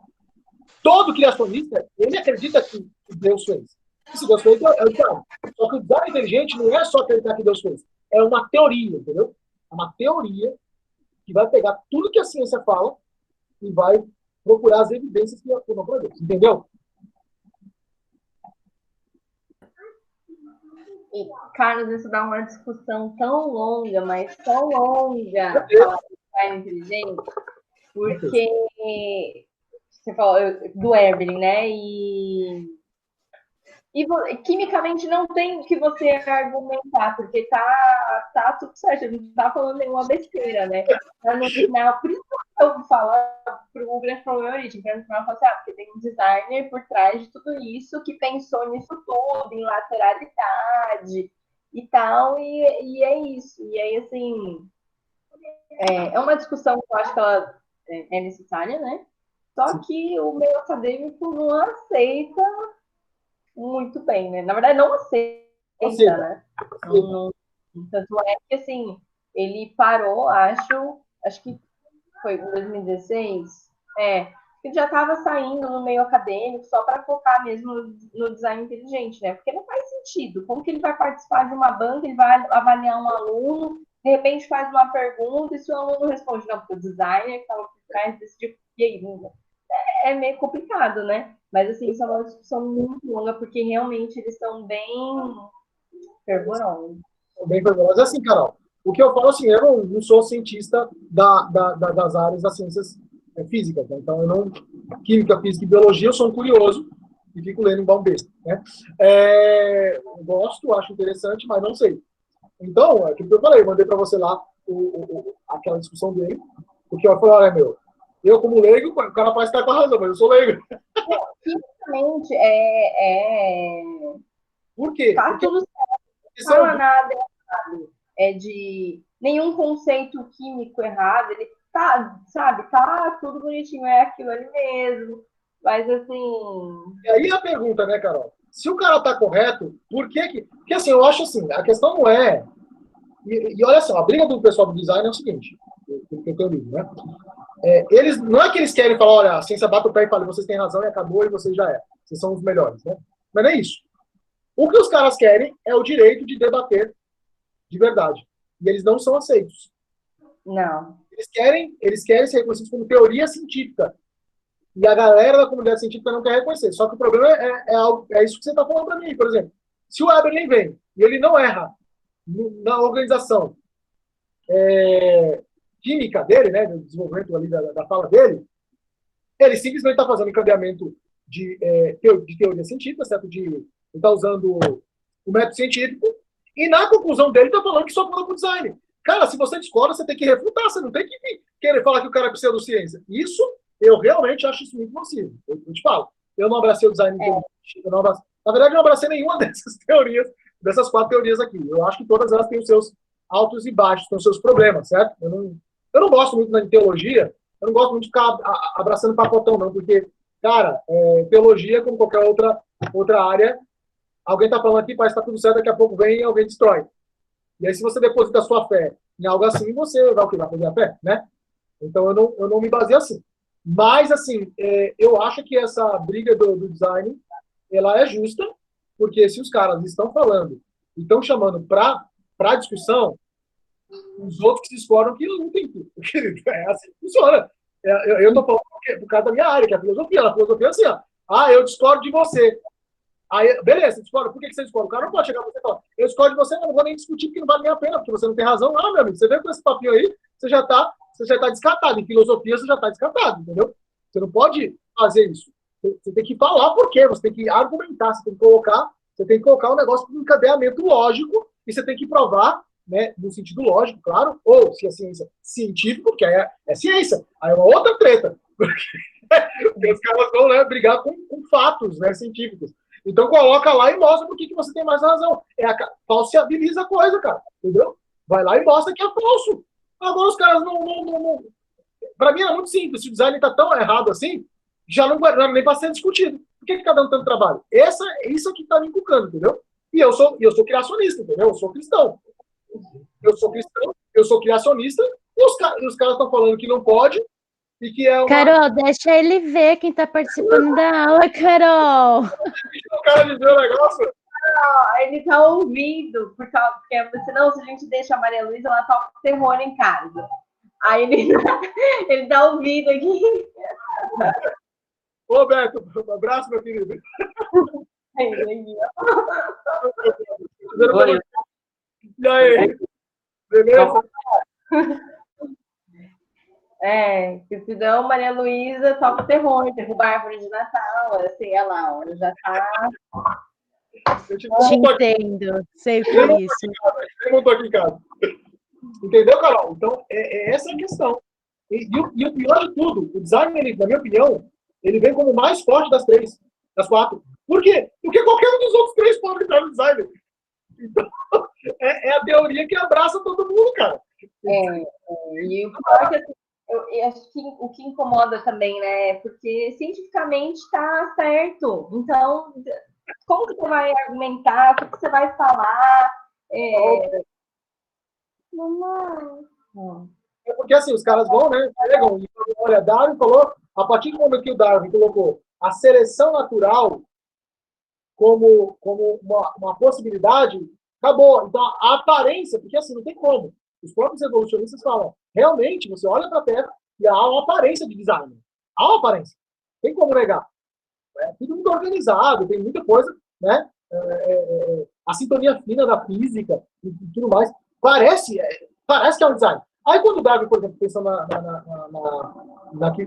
evolução biológica, ele coloca a seleção natural, ele meio que apaga ou tenta a necessidade de design, entendeu? Ele coloca assim, olha, é a seleção natural, é geração espontânea, né? Geração espontânea.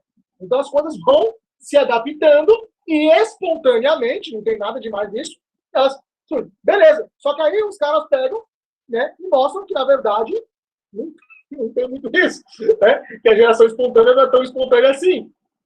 Aí os biólogos do design inteligente falam, não é tão espontâneo assim. Vê o Michael Big e mostra lá que tem coisas que não tem como, né? Determinados elementos não tem como ele ter sido criado. A primeira célula, etc, etc, etc. E uma série de coisas. Por exemplo, ó, o cara que defende aqui nesse livro o design inteligente é o Stephen Meyer. Olha só o currículo do cara. É membro do Discovery Institute, né? Institute, né? O Instituto Discovery, né, que tem aqui em São Paulo, tá lá no Mackenzie. Recebeu seu título de doutorado em Filosofia da Ciência da Universidade de Cambridge, ex-geofísico e professor universitário. Ele agora dirige o Centro de Ciência e Cultura do Discovery Institute, né, em Seattle. Quer dizer, é um cara formado por Cambridge. E eu já... Não, mas é igual, Carlos, mas é igual o Evelyn. Ele tem vários prêmios, ele é um professor lá da Unicamp, tem um laboratório dele, ele é fantástico. Exatamente. Também. Então, galera, então, assim, o que eu quero dizer para vocês aqui, tá? Muita coisa ainda para ser dita, é claro, não tem como esgotar. Eu vou só colocar alguns pontos aqui. Eu falei já, existem essas 4 visões. O que eu gostaria que vocês... Olha, se você é um criacionista, se você se identifica mais como alguém que acredita literalmente, não tem problema, tá? Você pode acreditar. É uma opção, tá aí. Existem, vá atrás, vai estudar mais o seu ponto de vista, é o meu conselho, para ver por que você acredita. O que você não pode fazer, como cristão instruído, é falar, eu acredito assim, eu não sei porquê, e é isso. Né? Por exemplo, o fato de você estar aqui já é um grande passo. Já é um grande... Né? Eu sei, acabei falando um pouco mais, né? Porque é uma discussão bastante complicada, a gente não está acostumado a discutir isso. Então, eu sei que é um pouco até difícil. Às vezes você até quer falar, mas até para formular a fala não é tão fácil. Então, eu entendo perfeitamente. Mas você ficou até aqui, até o fim, né? Prestou atenção, ouviu, eu vou depois disponibilizar essa gravação. Foi uma discussão mais aberta, mais jogada mesmo, assim, para que a gente pudesse discutir vários pontos, né? E aí, cara, vocês colocaram vários pontos aqui que eu vou esmiuçar eles ao longo do ano que vem. Em alguns momentos a gente vai discutir, tá, esses pontos, tá certo? Então, a gente pode pegar, por exemplo, pegar cada um desses criacionismos, tá? A gente pode pegar criacionismo da Terra Antiga, criacionismo da Terra Jovem, a gente pode pegar. Existem artigos lá na BC2 que falam desses pontos, tá, no site que eu mandei para vocês. Lá fala. A gente pode pegar artigos e discutir. A gente vai ter que falar de Adão e Eva, é muito importante. A gente pode falar da interpretação do Gênesis 1 e 2. Porque, por exemplo, isso tudo que eu falei para você aqui, ó, esse aqui é o livro a Gênesis 1 e 2. O outro livro de Gênesis 1 e 2, Adalto Lourenço. Esse daqui, ele é adepto do criacionismo bíblico, que é praticamente o criacionismo da Terra Antiga. E ele é um físico, ele tem mestrado nos Estados Unidos em física nuclear. Ele é um baita de um físico, tem laboratório, pesquisador e tudo mais também. É um cara, né, muito bom. Quem ouve ele falando sabe que é muito complicado argumentar. E ele diz muitas coisas que a gente falou aqui.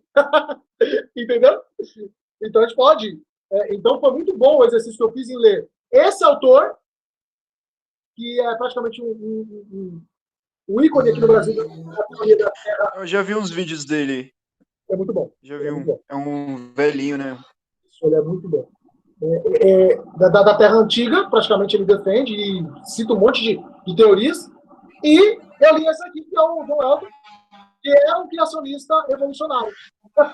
Quer dizer, os dois falando do mesmo assunto, discordando, citando a ciência e a teologia. Bem interessante. Então, senhores, tem pano para manga aí, tá certo? E eu quero finalizar que você entenda que o Conhece esse, Carlos? Não estou enxergando. Pode ler para mim? As origens. Sim, deixa eu ver, é o Adalto Lourenço. É Gênesis 1 a 11. Quem é esse? Quem é o autor? Não é o Adalto Lourenço, é o Adalto Lourenço, não?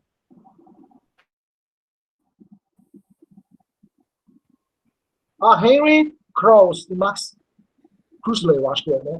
Eu não conheço esse. É Paulinas. É a Paulina? Então, a Paulina é uma excelente editora, né? Então, deve ser muito, muito bom. Aí uma outra referência aí para vocês pegarem, tá? Gente, entendam que... Você manda a foto desse livro que você mostrou aí. Isso, manda do seu e eu mando dos meus aqui, tá bom? Para ficar como referência pessoal. E, gente, é o seguinte, para a gente partir para o final aqui, desculpa ter passado um pouquinho mais do horário, entendam, acreditar se Deus fez o mundo, né, em 7 dias, de 24 horas, em 7 eras geológicas, né, Pleistoceno, Mesozoica, Cenozoica, Paleozoica, as eras geológicas. Aliás, é maravilhoso, viu? Quem não estudou ainda era geológico, vai estudar, você vai ficar encantado, o negócio é fantástico. Mas, enfim, eu me entregando aqui. Não, eu me aproximo. Hoje, só para você não ficar na dúvida, hoje eu estou entre Ô, Carlos, desculpa te atrapalhar aí, mas você fala com tanta paixão esses nomes, essas coisas, que eu não entendo, mas me parece assim que é muito bom mesmo, do jeito que você fala com essa paixão, dá até vontade de entender isso. retórica. Eu me chamou para falar. Então, cuidado, não cai na minha lábia, não, viu? Eu sou muito empolgado. Ouça e filtre bastante, porque eu posso estar bem errado em muita coisa aqui. Mas assim, hoje eu estou muito próximo do criacionismo da Terra Antiga. Eu aceito 13,8 bilhões de anos no universo, aceito 4,5 bilhões de anos para a Terra. Eu tenho dificuldade de acreditar que os dias são de 24 horas, em sérias dúvidas, né? Eu tenho sérias dúvidas em relação à teoria da evolução humana, entendeu? E existe evolução dentro das espécies, entre as espécies. Por isso que eu sou negro e o bispo Paulo Gabriel é branco. Isso é uma evidência de evolução, óbvio que tem evolução, só que é a evolução dentro das espécies. Eu tenho muitas dúvidas de evolução de espécie para outra, eu acho. Eu fiz um curso em 2017, um curso de férias na USP, chamado Origem da Vida no Contexto Cósmico. Eu repassei essa semana os vídeos do curso inteiro, para poder estar aqui com vocês, né, para tentar relembrar e entender um pouquinho mais. E quando eles vão falar, por exemplo, das provas ou das evidências da evolução de uma espécie para outra, a meu ver, todas as provas que eles colocaram provavam apenas evolução dentro das espécies. Eu acho que a teoria da evolução ainda não tem uma prova cabal. Eu acho não, acredito que a teoria da evolução ainda não tem uma prova cabal de uma espécie para outra, certo?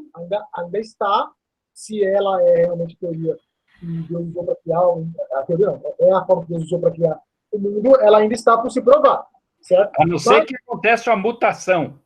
Então, mas mesmo com a ideia de mutação, existem problemas com a ideia de mutação.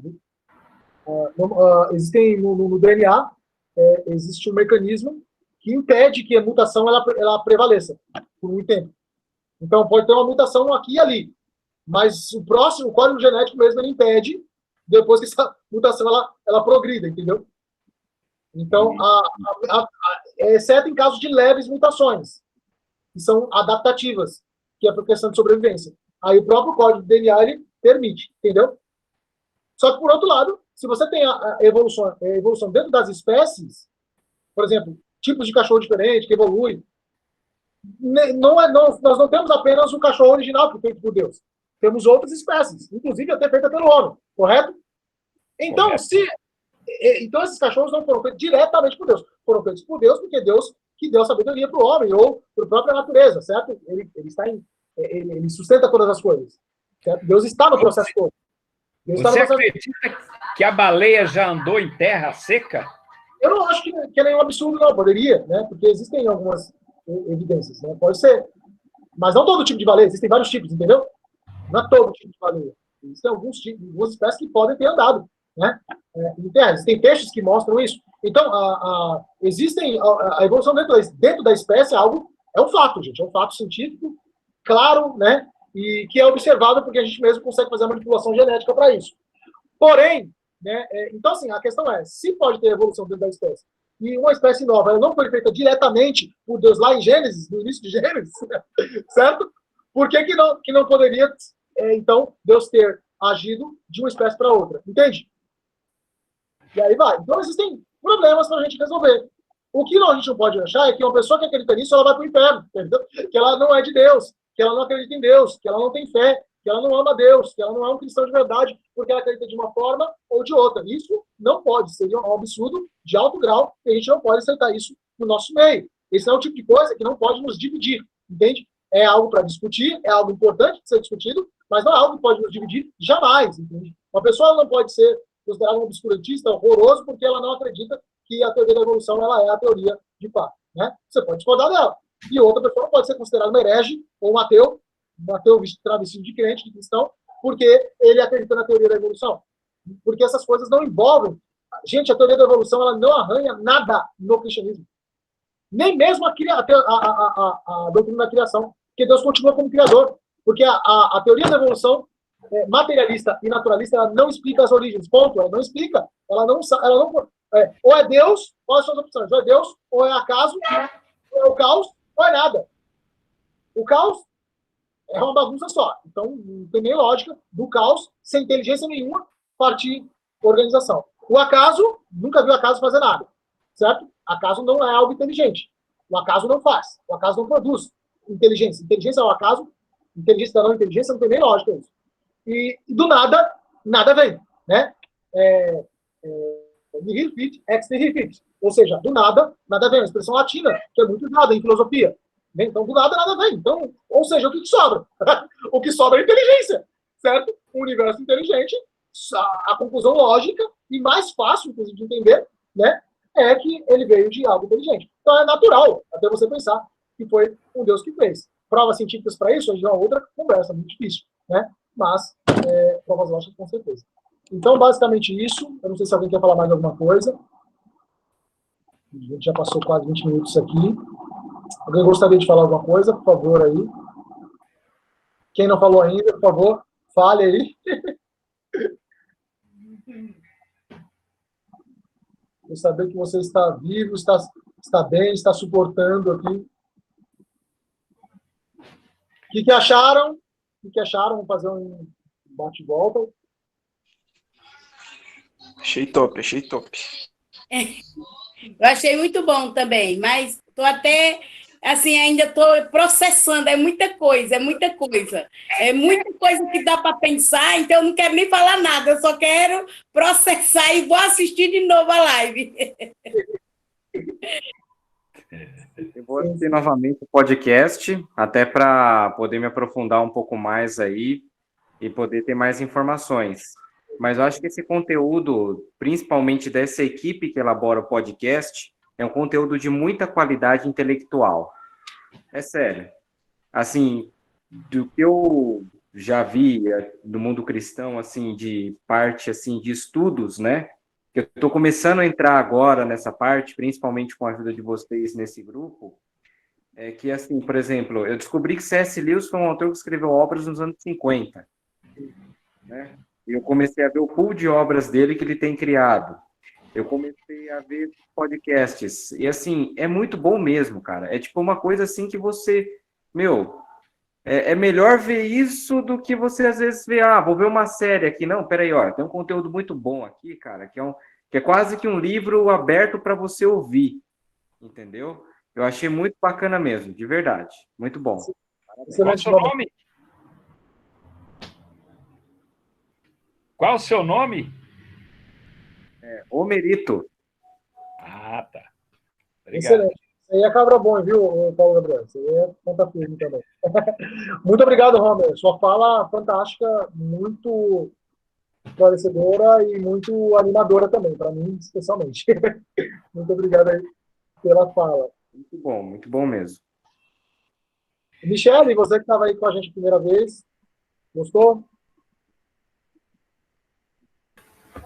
Oi, Carlos, obrigada aí pelo convite.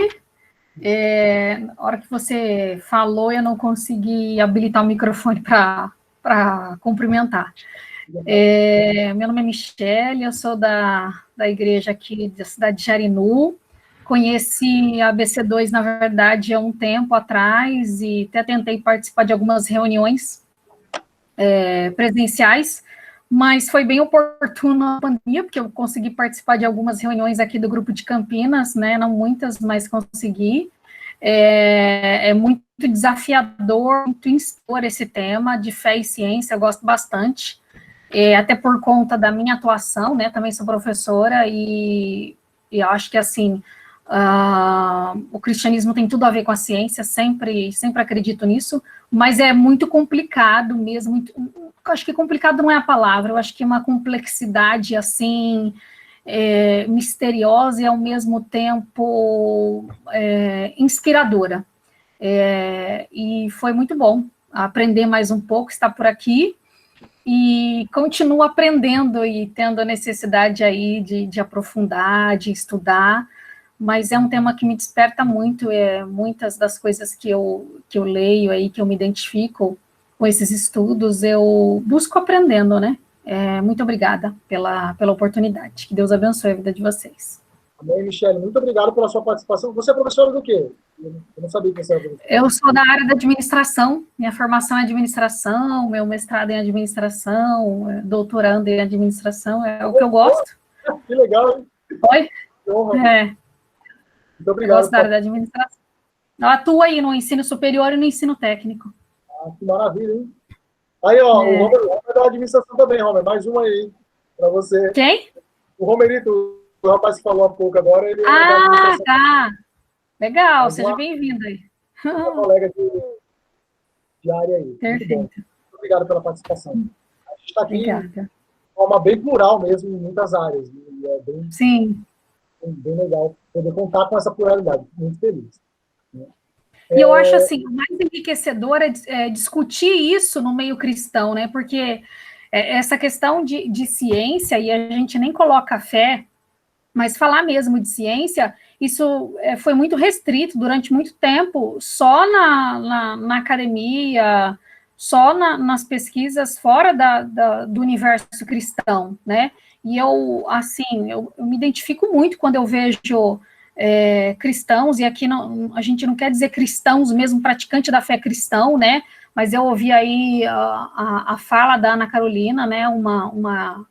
Uma cristã, né? Que serve a Deus em outra religião, e acho que independe disso, mas voltar-se para isso com esse olhar, né? Não é de julgamento, não é de merecimento, não é de que nós estamos aqui desse lado e sabemos mais ou menos, não.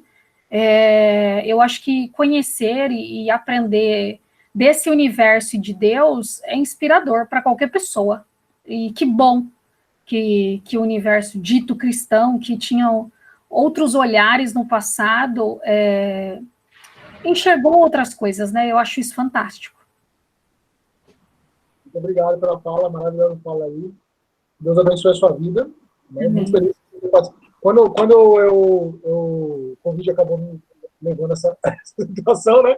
De online, mas, olha, gente, inclusive, tá? De verdade, no último encontro, algumas pessoas tiveram dificuldade de participar. Eu estou pensando que o ano que vem, a gente volta em fevereiro, tá? Levar um grupo online, com alguns encontros presenciais, porque eu estou com algumas ideias, eu estou fazendo um curso agora, eu vou disponibilizar no grupo, tá? Vou disponibilizar no grupo. Estou fazendo um curso de um irmão, que ele é doutor da Universidade Federal de Santa Catarina, e ele está fazendo um curso sobre... meu Deus, já foi já minha mente, já. Astrofísica, né? E é um curso que ele tá no YouTube, ele é de graça, mas você também pode fazer, se você quiser um certificado, você paga R$40, então é bem barato também. E você pode fazer dos dois modos. Então, eu estou fazendo o curso, eu gosto, né, de astrofísica, astronomia, eu gosto bastante. Quem se interessar e tiver um tempinho aí, eu vou mandar o link e você pode fazer, tá? E eu estou pensando em fazer um sarau no ano que vem, em algum momento, de astronomia no grupo, tá? Se for possível. É claro que eu vou atrás de umas parcerias, um pessoal da física que tenha, de repente, telescópio. Eu vou ver a possibilidade. Vou ver até onde dá para a gente fazer, tá? Olha, em Jarinu seria perfeito. Porque aí tem um céu maravilhoso que eu sei. Aqui... verdade. A gente tem uns céus aqui divinos, né? Entre florestas. Quem sabe a gente fazer excursão para Jardim, gente, vai ser legal. Legal. Legal. Mas eu quero fazer em algum momento um sarau, né, para a gente discutir e, quem sabe, levar uns telescópios, né? Senão a gente compra uma luneta do ReHap para observar alguma coisa, né? Para observar alguma coisa. Mas eu acho que o meu cunhado ele é aficionado por astronomia, ele é professor de educação física e pedagogo, mas ele estuda e já sabe bastante. E ele deu essa ideia, ele está lá no Mato Grosso, falou, por que você não faz aí também? Eu falei, vou usar o grupo, inclusive, para fazer. Tem essa ideia. Então, eu estou pensando mesmo em nós levar... gosto do tema, hein? Muito bom. E fazemos online, viu, gente? Eu estou pensando em fazer online, porque aí a Michelle pode participar com a gente também, se ela quiser, é claro, né? Se ela quiser, é claro. Certo? Eu falo que essa pandemia nos aproximou, né? Assim, muitas coisas. Então, vamos explorar o lado bom da coisa. Com certeza. Ana, Carol, você pode dar suas impressões, querida? Finais? Oi. Você achou? Vou ligar aqui. Vou deixar tudo desligado. Eu amei, né? É bom porque a gente tem uma outra visão, né? A gente tem a nossa visão. Eu, por exemplo, né?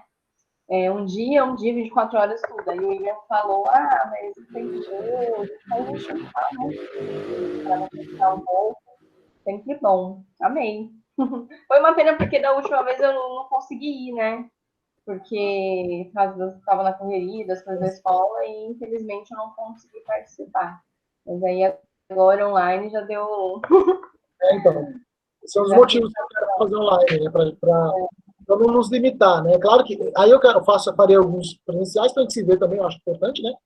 Mas, até porque ainda, né, a pandemia ainda tem, mesmo com vacinação, ainda tem todo um processo aí, né? Mas para até agregar, tem outras pessoas que querem participar e o grupo presencial, eu tinha falado para a Michelle, né, Michelle? O grupo presencial esgota, né? São 20 pessoas só, então não poderia chamar mais gente. Online não tem muito isso, né? Não tem essa questão, né? Então, a gente pode aí estar com as pessoas que quiserem, né? Agregar. Tá bom, galera? Vamos orar para encerrar. Se alguém quer falar mais alguma coisa, agradeço demais a presença de vocês. Né? Apenas agradeço, foi muito bom. Muito obrigado mesmo pela discussão, eu achei muito top. Né? A gente não entrou tão profundamente no texto, mas a gente discutiu muita coisa que está no texto, tá, gente? Quem puder depois... Michelle, eu vou colocar você no grupo, tá? Se você não se importar. Deve ser o 50º grupo, que você vai fazer parte, que hoje é assim. Mas esse é legal, a gente não fica fazendo corrente lá, não. Né? No máximo, eu dou informações e jogo alguns conteúdos, tá bom? Gente, vocês também podem propor temas, tá? Tudo bem que a gente sai aqui com uma porrada de tema que a gente tem que discutir. O que vocês acham da gente, né?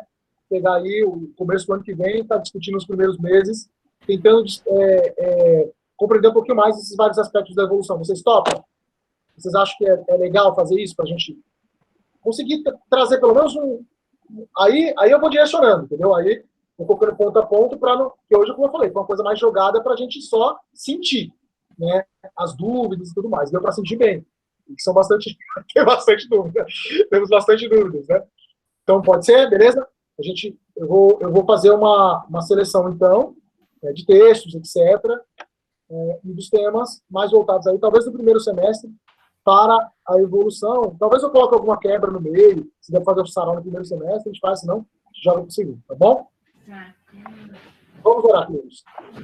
Senhor Jesus, muito obrigado por essa noite, obrigado pela vida dessas pessoas maravilhosas, irmãos queridos, que se dispuseram, Deus, a estar discutindo aí mais de 2 horas, um tema, Senhor, que acaba fritando os nossos neurônios, Pai, acaba puxando bastante aí.